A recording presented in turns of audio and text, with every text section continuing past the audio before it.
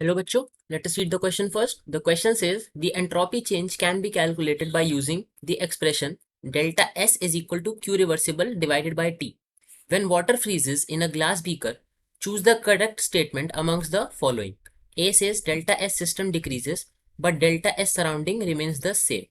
Delta S system increases but delta S surrounding decreases. Delta S system decreases but delta S surrounding increases. या फिर option D delta S system decreases and delta S surrounding also decreases. तो अगर यहाँ सबसे पहले हम की concept की बात करें तो हमें एंट्रोपी डिस्कस करनी है। तो की कंसेप्ट इज हमारा एंट्रोपी चेंज। ठीक है, की कंसेप्ट इज एंट्रोपी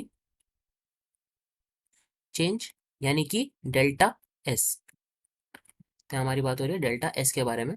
तो हमें डेल्टा एस का फॉर्मूला गिवन है which is Q reversible divided by T, heat exchange divided by T.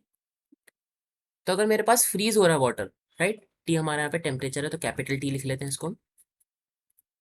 ठीक है, तो हमें एक सिस्टम जो है हमारा वो एक वाटर है एंड वो फ्रीज हो रहा है। तो फ्रीजिंग जो है वो एक एक्सोथर्मिक प्रोसेस है। ठीक है, freezing is an exothermic process and exothermic इसका मतलब है कि हीट रिलीज हो रही होगी। ठीक है, एंड हीट रिलीज हो रही यानी कि एंट्रोपी चेंज क्या है हमारे पास, Q reversible divide by T. तो हीट रिलीज हो रही यानी कि एंट्रोपी जो है हमारा सिस्टम की वो डिक्रीज कर रही होगी। या फिर अगर हम इसको एक और तरह से देखें तो entropy is a measure of randomness. ठीक है, एंट्रोपी क्या है हमारे पास, एंट्रोपी इज रैंडमनेस।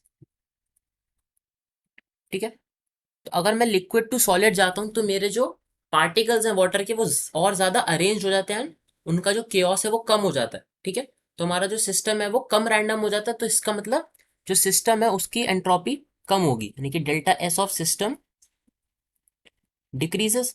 ठीक है, और अगर हम देखें कि जो हमारा फ्रीजिंग है वो एक्सोथर्मिक प्रोसेस है तो हीट जो है वो बाहर जा रही है।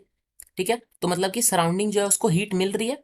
तो सराउंडिंग में अगर हीट मिल रही है तो उसकी एंट्रोपी चेंज बढ़ेगा यानी कि delta S of surrounding will increase.